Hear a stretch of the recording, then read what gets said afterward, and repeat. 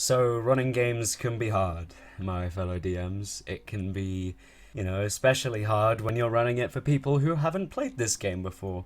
Today's episode of T&D&D will be dedicated to some advice on how to deal with this, to run a game, prepare a game, get people into the game.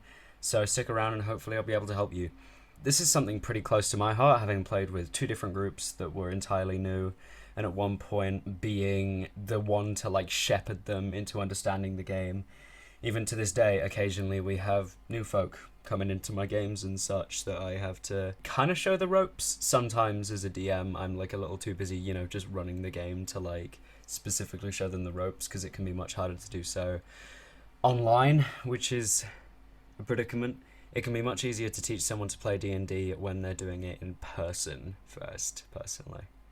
So the first step to running a game of D&D for an entirely new group of players is making sure they know what they're getting into. Don't start throwing around big words or, explaining core philosophies of the game. Keep it simple. I think that's a given, but still, I've seen some people go way too in-depth on the system and try to explain to players the intricacies of the D&D 5e. The best way, in my opinion, to describe something to someone is to compare it to something else that they for sure know. Comparing the game to an improv session with rules and random chance is probably the best way of letting your players know what they're getting into. However, it is always good to clarify them what you mean by improv, because it could be different for each group. I know a few people who would be perfectly happy playing D&D with nobody talking in character and them simply describing conversations and how they go. That is absolutely fine, and if that's how you DM and how your players play, then let them know that. If you're more of a theatrical person and you do like speaking in character, the voices and all, you watch Critical Role once and now you want to be a voice actor, let them know that too. There should be no pressure on them to do so as well if they don't want to. If you run combat really close to death a lot, let them know too. They might not like that, which means a change might be in order. I think the difficulty for new players is definitely quite a touchy area, touchy subject, because ultimately you don't really know how hard a player wants encounters to be until you've played a few sessions with them. It's a safe bet to go pretty easy for the first time in terms of, your encounters and such. Keep them simple, allow players to experiment with their environment and their enemies creatively and the like. But yeah.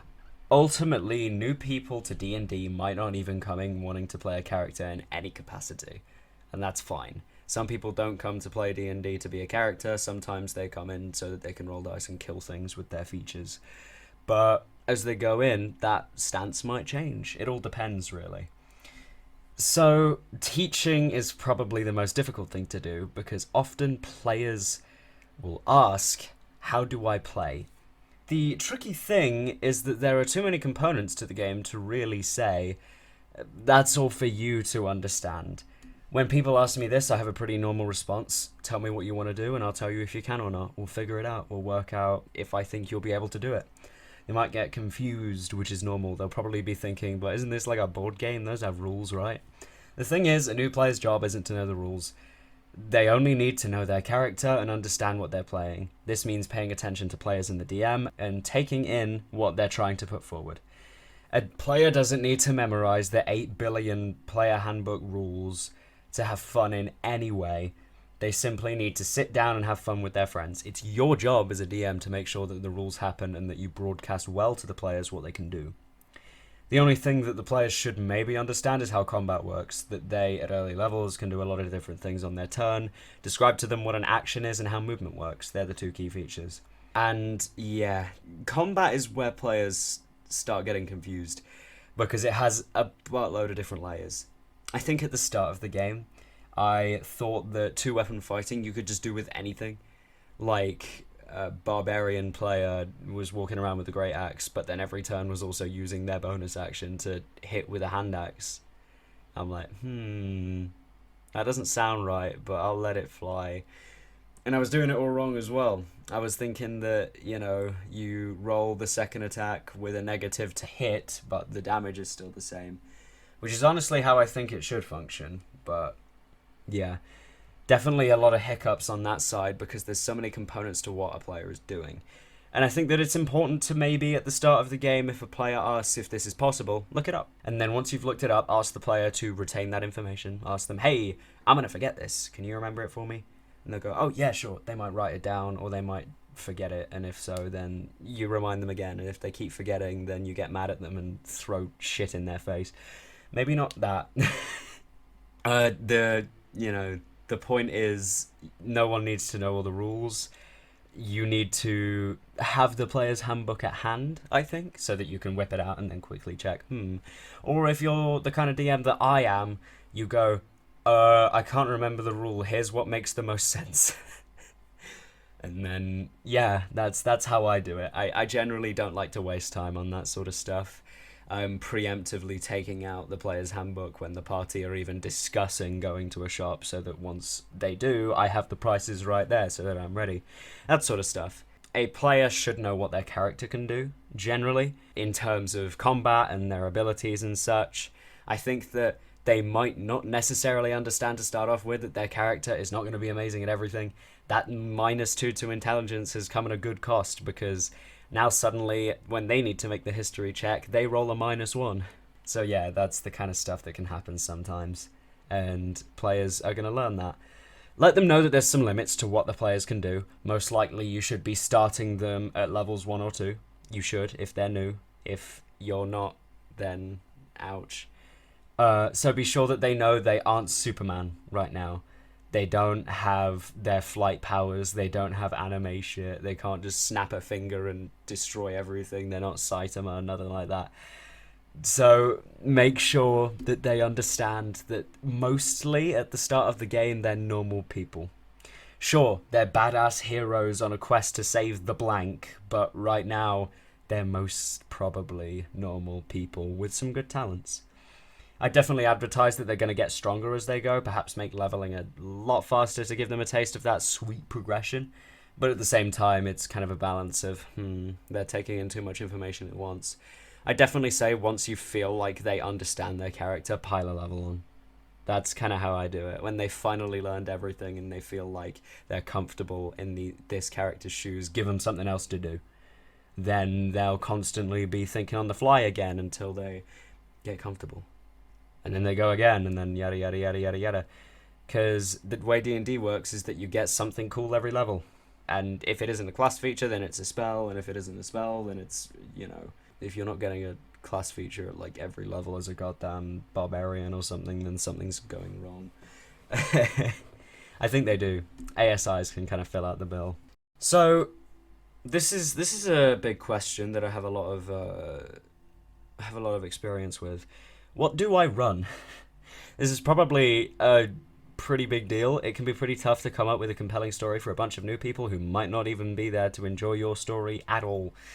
The key, which is kind of obvious, is to keep it simple. New players, I imagine, aren't bothered about a complex tale of political intrigue. Sure, you can tell that later down the line, but for now, you're good. Tell the story of a princess being stolen, and you're going to go to the dungeon, and you're going to save her. You're going to go find a cache of stuff that the mayor wants, stuff like that. Perfectly simple, no extra layers to it. They go in there, they have a cool couple sessions in a dungeon, they go back out, and they get money for it. Because then you can set them up to start messing with their head when the guy who employs them then just steals their shit and runs away. That sort of stuff. That can be very effective. I did that once, and the players were, like, shocked. They were like, but ain't this guy just, like, giving us quests? And I'm like, yeah, but he has motives. What? That was a big realization for one of my groups. I think that a decent start is, find a small village being attacked by blank. Now, the blank can literally be anything, but something that you think your players will enjoy fighting and are relatively easy. Goblins, kobolds, or flocks of various types of animals. You can have, like, hawks or, wolves or snakes or whatever. They're all pretty good choices for early game parties with not much experience, and they get to fight some cool shit. It'll show them the ropes of the game without pushing too many weird mechanics in their face, like complex spellcasting areas of effect and other abilities. And, yeah, I definitely go with, goblins, kobolds. I can't think of any other, groups of monsters that are simple enough for the party to kind of get used to. I guess bugbears and hobgoblins, but they come on at a bit of a later level and stuff like that. So goblins and kobolds. Goblins have one extra cool feature where they can do things that the party probably won't even care about. It's disengage or hide, and they don't need to do that. And kobolds don't have any bonus feature. They just are bags of, hit points to kill with bad modifiers all around except dexterity. Which is funny. I love it. I love that. It's great because you can use kobolds to make traps, and kobolds make good traps, and they kill the living shit out of people with their traps. So definitely do that. Now, there are also a lot of modules out there you might want to use for your party, because we all want to run modules, right? They're easier, Modules are so much better to run as a DM when you don't have ideas, because they just do all the ideas for you. I have a couple of recommendations for that. I think we all saw this coming, but Dragon of Ice Spire Peak is by far the best module for a new group, either a new DM or players. It was made to be for a new group. The concept is simple. A dragon is flying around. Build up resources and do quests to get items to take it down. It's presented really well to new players, the physical module, even coming with quest cards and status effect cards. It's really open-ended and lets players choose their own adventures at their own pace. It has a lot of holes in its constructions, but in the end, the concept is kind of fun, especially for new players, where they get to experience all these wacky, stupid ideas thrown at them. The rock gnome inventors, the manticore on the tower, the mines, they're all pretty fun. And it gives them a taste of everything that they'll be, experiencing in D&D. It has a little something for everyone, Hate myself for saying that. That's something that every single goddamn game reviewer ever says when they're talking about a good one. Yeah, it's not deep or anything. It's not massively complex. There's no huge story arcs going on here.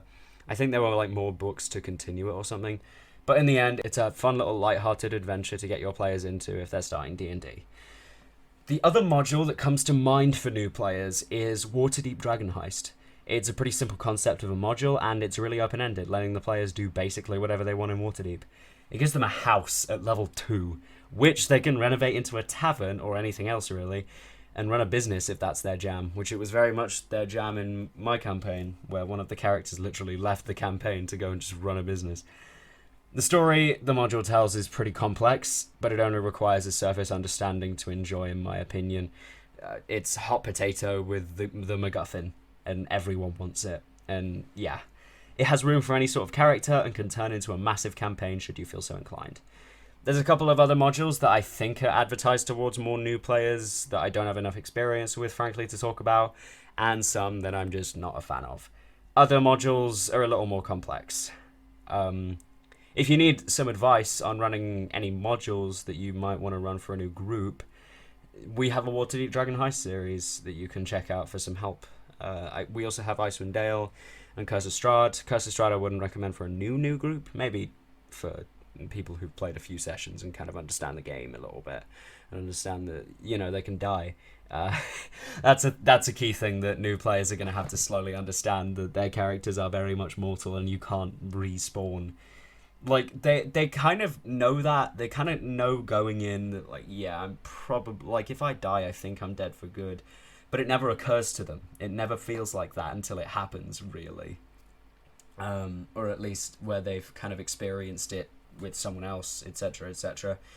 In terms of character death. There are some modules that I really don't recommend. Horde of the Dragon Queen is one of them. It gets ripped into relentlessly, and for good reason. It's kind of crap.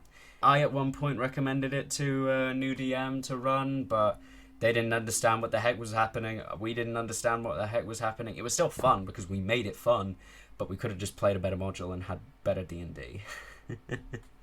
There's another one that comes to mind, Lost Mines of Phandelver. People like to praise this one. There's people on Roll20 running it all the fucking time. I don't know why. There's nothing cool in there. There's nothing interesting. There's a couple of cool, There's a green dragon there that's on the cover that it definitely advertises that you're going to fight, even though you don't.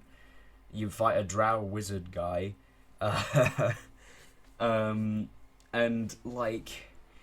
It seemed very underwhelming. Little open-ended, lets the party do kind of whatever they want, really. But yeah, it's a little a little weird to me. Didn't seem that good.